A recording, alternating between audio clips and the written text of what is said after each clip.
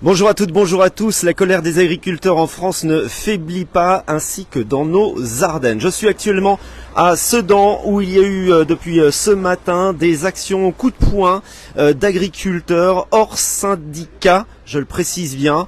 Alors il y a des points de blocage un petit peu partout sur Sedan au niveau des grandes surfaces, notamment des entrées qui sont bloquées comme vous le voyez avec ces tracteurs ou des ballots de paille. Il y a aussi des points de blocage dans les Ardennes, dans différentes villes aujourd'hui. Et puis il y a un rendez-vous au lieu-dit le Piquet tout à l'heure à partir de midi avec un barrage filtrant.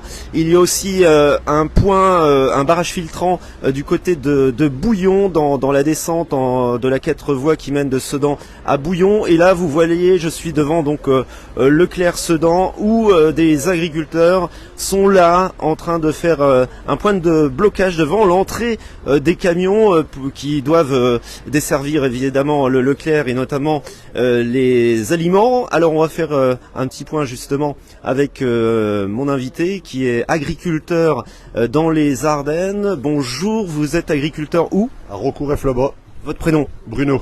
Alors Bruno, là depuis ce matin, on voit que une poignée d'agriculteurs sont postés ici. Les revendications sont toujours les mêmes, évidemment. Hein. On souhaite moins de normes environnementales. On souhaite eh bien que votre revenu soit décent. Vous êtes à la retraite et ce qui sera intéressant, c'est d'avoir votre point de vue en tant que retraité aussi du monde agricole. Vous avez des choses à dire, je crois. Il y a pas mal de choses à dire de ce côté-là. Disons qu'au point de vue des retraites, où Monsieur Macron nous annonçait 1000 € minimum. J'ai commencé il y a 3 ans avec 840 €. Actuellement, ça remonte un petit peu. Je ne suis pas aux 1000, je suis à 970 € en payant 25 000 € de MSA tous les ans. Ça fait quand même mal au ventre. Je suis donc à la retraite depuis 3 ans. C'est mon fils qui a repris l'exploitation.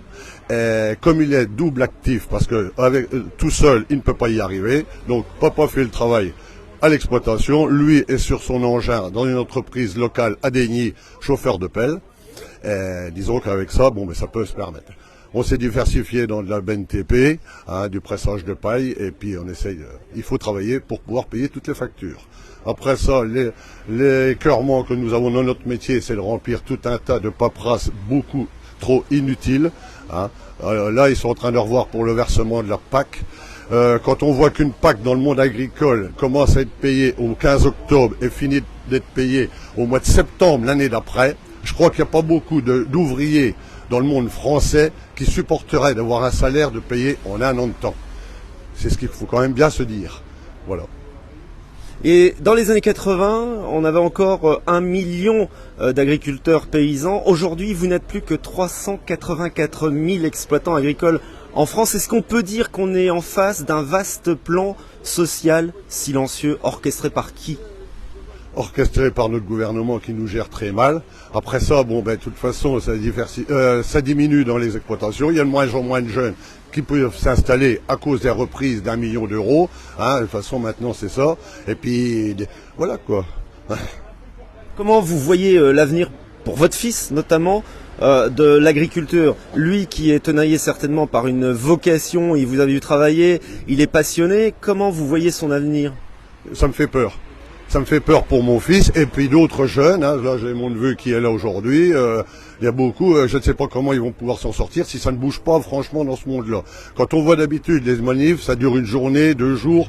Mais là, je crois que ça fait quand même 8 jours que ça dure. L'Allemagne, les Belges nous suivent. Tout le monde sont la main dans la main pour ce qui va se décider bientôt à Bruxelles. Bientôt, c'est aujourd'hui, puisqu'il y a une réunion au sommet des chefs d'État. Qu'est-ce que vous attendez de cette réunion? Et disons qu'il y a plus de 100 motions déposées. Sur les 100 motions, il y en a au moins 50 de bien retenues au sujet des jachères, d'arrêter de geler des terres en faisant venir du blé d'Ukraine. On est capable de produire localement. Alors, on dit souvent aussi que vous êtes victime des traités internationaux, notamment les accords de libre-échange, et que en fait les prix sont très très bas à l'importation, mais vos normes, les normes que vous avez font que vous vendez des produits beaucoup plus chers, donc vous êtes non concurrentiel. Pour vous, c'est une sorte de concurrence déloyale qu'il faut dénoncer? Disons qu'il y aurait moins de charges, on serait plus compétitif. Trop de charges tuent l'agriculture. Et maintenant là sur cette journée de blocage ici, hein, je vous rappelle qu'on est devant l'entrée du hangar de Leclerc-Sedan où les agriculteurs ont donc mis des tracteurs pour empêcher les camions de livrer. Vous restez toute la journée, c'est une formule à durée indéterminée, le point de blocage? C'est au programme de rester toute la journée jusqu'à temps qu'il y ait de l'amélioration dans les décisions qui vont se prendre. Là c'est prévu encore demain et puis peut-être ce week-end. C'est disons que les décisions sont prises un peu au jour le jour. Merci de votre témoignage Bruno. Et si vous voulez à bon entendeur, voilà. Si vous voulez discuter donc avec ces agriculteurs, ils sont là. Je vous rappelle qu'ils sont hors syndicat, hein. C'est une action hors syndicale et une manifestation devant le Leclerc-Sedan qui est complètement impromptu. Ça s'est décidé, je pense, cette nuit. Et il y a plusieurs actions comme ça dans les Ardennes qui étaient non prévues, puisque hors syndicat, il y a du côté de Vouziers, sur Sedan, donc pas mal de points de blocage au niveau de l'entrée de certaines grandes surfaces avec des ballots de paille, vous allez le remarquer. En tous les cas, n'hésitez pas à partager, n'hésitez pas à commenter, et puis on essaiera de vous faire un point ce soir, en direct peut-être du lieu-dit Le Piquet, avec une action aussi, cette fois des jeunes agriculteurs ardennais de la FDSEA qui font un barrage filtrant de camions au lieu-dit Le Piquet à partir de midi tout à l'heure.